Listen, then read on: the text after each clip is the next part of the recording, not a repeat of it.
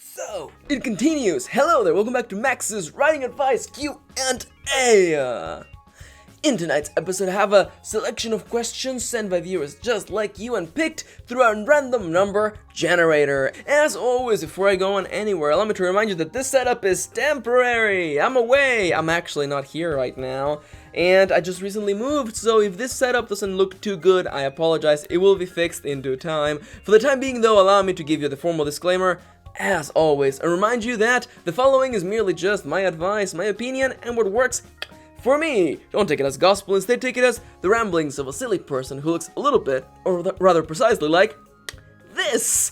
Almost botched it. Almost botched it. Again, as always, 3 questions, about 3 minutes a pop if I don't go too long. Let's take it from the top. The first question of the day goes a little bit like this. How would you write a pacifist character without making them seem too cowardly?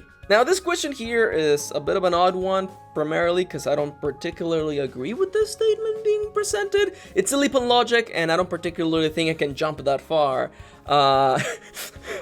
Gandhi, John Lennon, Martin Luther King, coward.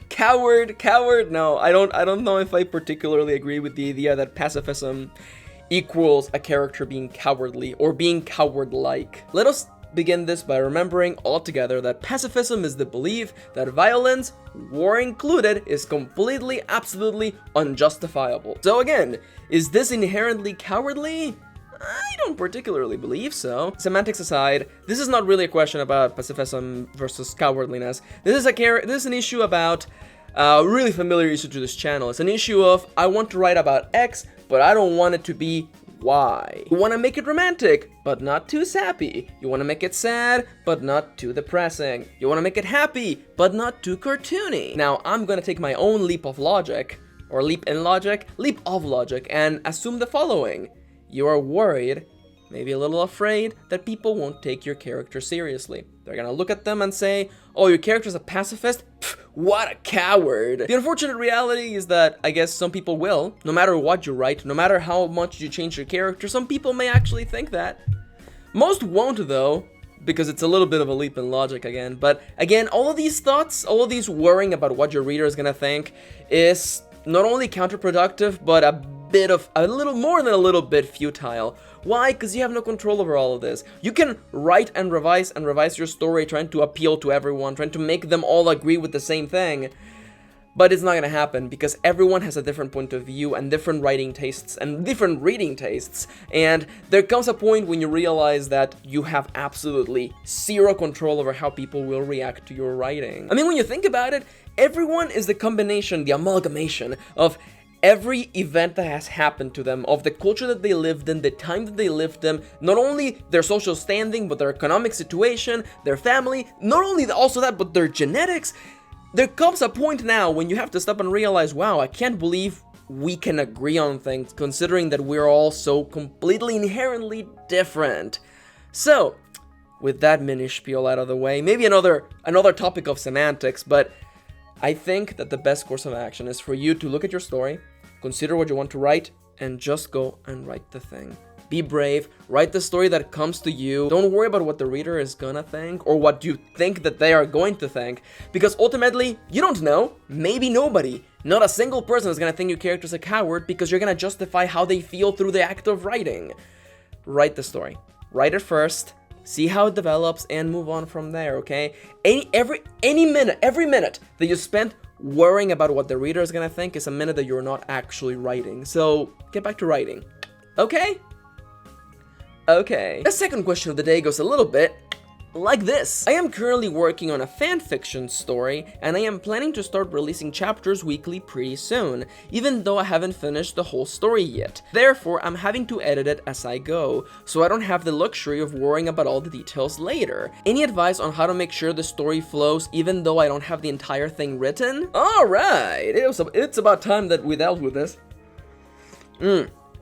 Allow me to give you my quick and fast tips for how to write a serialized story, because I know that I put forward the advice that you should probably write the whole thing first, and honestly, I still believe that's like the best way to go about doing things, because it gives you so much control over the finished draft. But I understand that if you're writing a story on a serialized basis, where you're releasing chapters on a week by week, monthly basis, then that is probably not exactly the most effective way to go about doing things. So instead, allow me to provide to you, anyone out there considering to start a serialized endeavor, with the following tips. Please do not write chapters on a week-to-week basis. I know that I'm not asking you to write the whole thing. Write in chunks. Write packages of chapters. Write them in packages. Write them in chunks. Why? Because the biggest issue of writing on a chapter by chapter basis is that, first off, you have no breathing space. You have to get that chapter done, and you have to edit it within 1 week, and that's no way to live. Let me tell you that right now. Write bundles of chapters. It gives you breathing room. It gives you the space to write several of them and then revise them together and look at them and go, okay, this thing that I introduced in chapter 1 is actually not meaningful at all. Let's chop it out. Or this thing in chapter 4, it's actually doesn't correlate with chapter 1. Let's make everything align together. It's not writing the whole book in advance, but it's writing chapters in packages that gives you that breathing space, that nice space to be able to look at things before they go up. You don't want to be working on a chapter by chapter, week by week basis. That, at least for me, I think that would be just too stressful. My second tip, which is kind of half of what I already talked about, edit them together. Edit these chunks of chapters, edit them together. It's completely okay. There's no problem with having several chapters done in advance. I'll talk about more about this in a moment, but editing all of these chapters together doesn't only like make it more effective than just editing them one at a time, but it also gives you that nice space and room to look, oh, here are the first 5 chapters of the story. Here's what happens. Here's how the story flows and moves along. Okay, I can fix this, I can fix that, this is fine, let's bring this back. It gives you space. If you were to work on a chapter by chapter basis, you would have no scope. Now, tip number 3, you may be thinking, Max, okay, this is all real nice and pretty, but how am I supposed to track all of this information?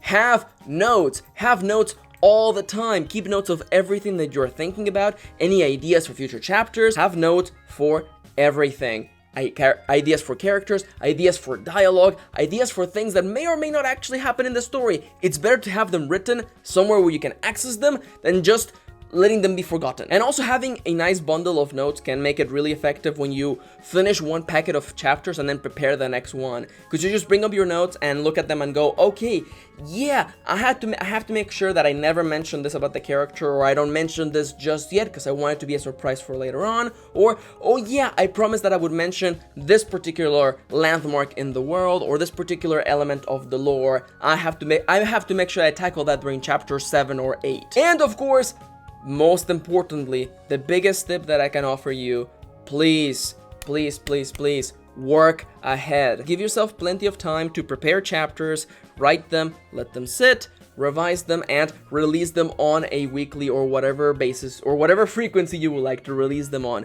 Give yourself time to prepare things. I've said this in the past, I'm gonna say it again. Releasing a good chapter late is better than releasing a bad chapter on time. It's as simple as that. Again, you're your own boss. You're doing this, you have all of the control. You can tell your readers, hey, the next week there won't be a chapter because of reasons, and it's gonna be entirely okay. The world is not gonna end. Because again, and I know that I just said this, but seriously, I think people would really appreciate, they would better appreciate a good chapter a week late than a bad chapter on time, okay?